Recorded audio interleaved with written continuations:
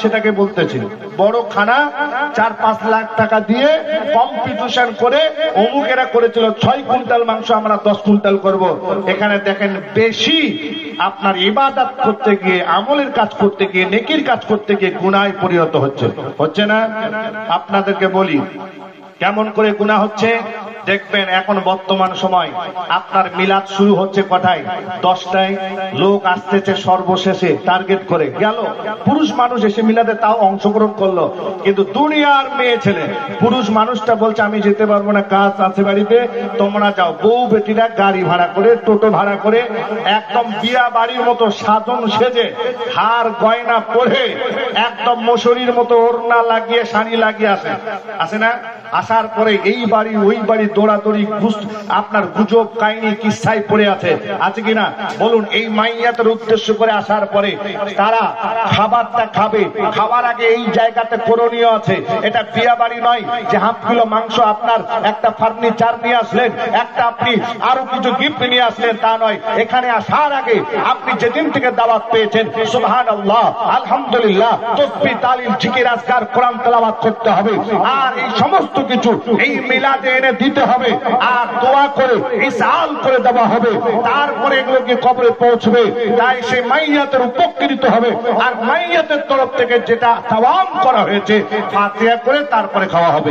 কিন্তু দোয়া নাই, দরুদ নাই, কোরআন তেলাওয়াত নাই, কুলখানি নাই, এসে দুনিয়ার গপ্প গুজব চলতেছে। আর কি হচ্ছে, যা একটা বেচ হয়ে গেল পুরুষ মানুষের, মেয়ে ছেলেকে সামলা যায় না। বেটা ছেলেকে হুড়া হুড়ি করে দিয়ে একদম বসিয়ে এগুলো সব গুনার কাজ হচ্ছে। এই জন্য মিলাদ করতে হবে, ইসালে সওয়াব করতে হবে। কিন্তু আপনি 2 লাখ টাকা খরচ না করে 1 লক্ষ টাকা বলেছে হাদিস শরীফের মধ্যে, মানুষ মারা গেলে 3টা আমল বারবার জারি থাকে।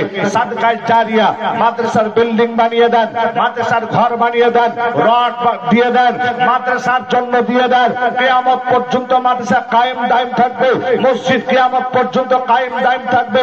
আর সুবহান এখান থেকে তলবা ইজামরা শিক্ষা অর্জন করে আলিমের দ্বীন হবে।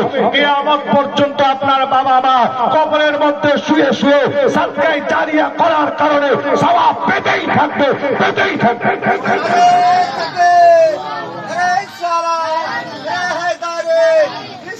এই জন্য বড় অনুষ্ঠানে বড় ভুল। মিলাদে এক জায়গায় গেছি, একজন ব্যক্তি বলছে রান্না কে করেছে?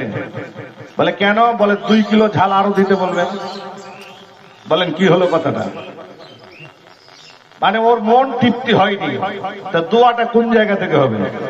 এই জন্য হাত মানুষের 5টা আঙ্গুলের সমানে রান্না এদিক ওদিক হতে পারে, তাও পরে আলহামদুলিল্লাহ যা করেছে বাড়িওয়ালা, শুকর আল্লাহর। আল্লাহ যে মাইয়াতের নামে করা হয়েছে সেই মাইয়াতকে আল্লাহ তুমি জান্নাতবাসী করো। এই জন্য ভাইয়েরা আমার, আমি বলবো যারা এসেছেন, এই যে লোক মরলে অন্য পাড়ায় বউ বেটির এখন দলের পর দল ছুটতেছে বেপর্দাহীনতা হয়ে, হ্যাঁ ঠিকঠাক নাই। একটা মহিলার কারণে 4টা পুরুষ জাহান্নামে যাবে। কটা পুরুষ?